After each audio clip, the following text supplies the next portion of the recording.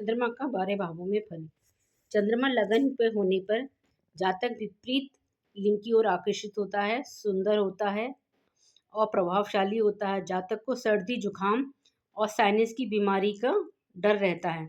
जातक लेखन में कुशल होता है, उसे वाइट चीज़ों का व्यवसाय करना चाहिए। जातक सौम्य गुणों से पूर्ण होता है।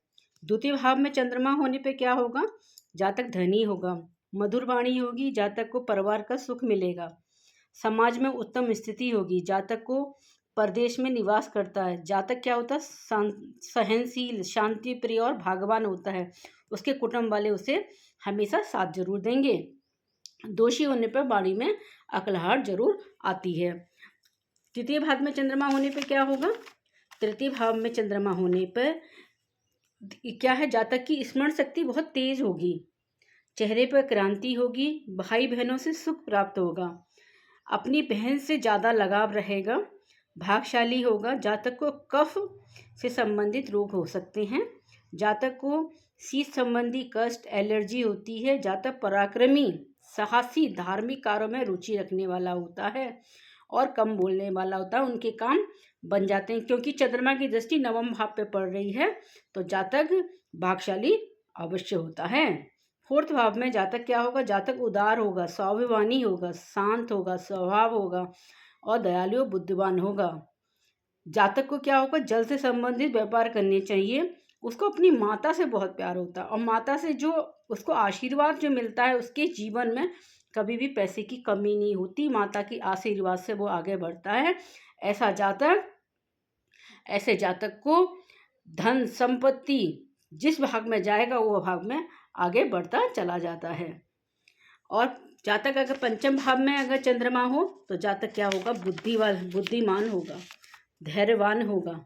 क्या होगा? जातक धैर्यवान होगा, भावुक होता है, तेज होता है, तेजस्वी होता है, मीठा बोलने वाला होता है।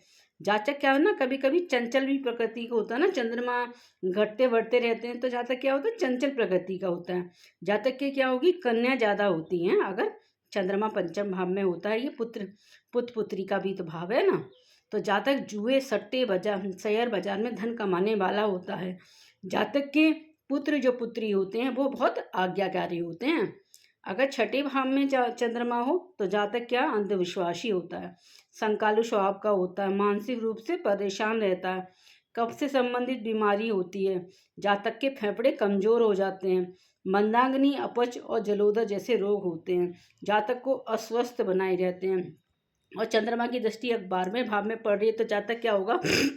अपने शत्रुओं से उसे विजय नहीं मिलती है। ऐसे जातक को जिसका चंद्रमा छठे भाव में है तो अपने शत्रुओं से उसे लड़ना नहीं चाहिए। अगर सप्तम भाव में चंद्रमा है तो क्या होगा? जातक है ना धैर्यवान होगा, सोच समझ के काम करने वाला होगा, उसकी पत्नी बहुत सुंदर होगी, है ना, उसकी रूप गुणों से आत्मज्ञान करने वाला जीवन साथी प्राप्त होगा।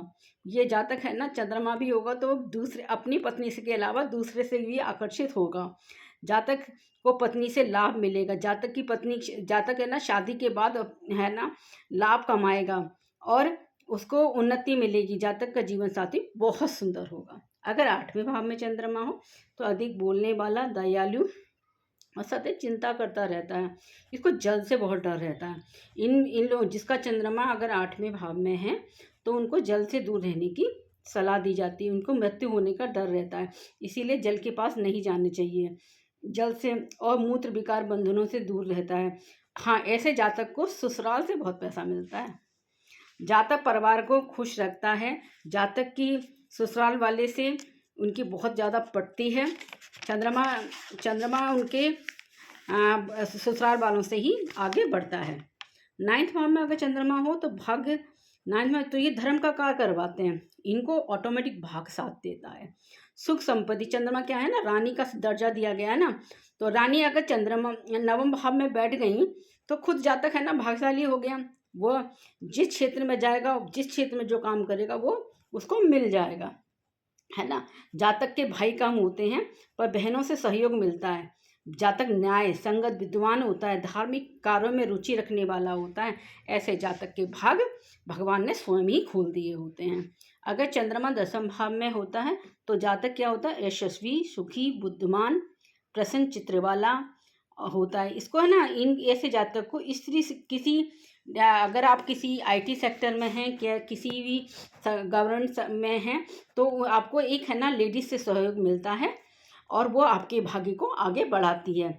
इसीलिए अगर चंद्रमा जिसका 10वें भाव में है तो वह स्त्रियों का सम्मान करें। क्यों स्त्रियों का सम्मान करें? उन्हें जितना वो स्त्रियों का सम्मान करेंगे, उनको भाग्य के दरवाजे, उनके कर्म के दरवाजे, उनके व्यवसाय के दरवाजे खुलते चले जाएंगे।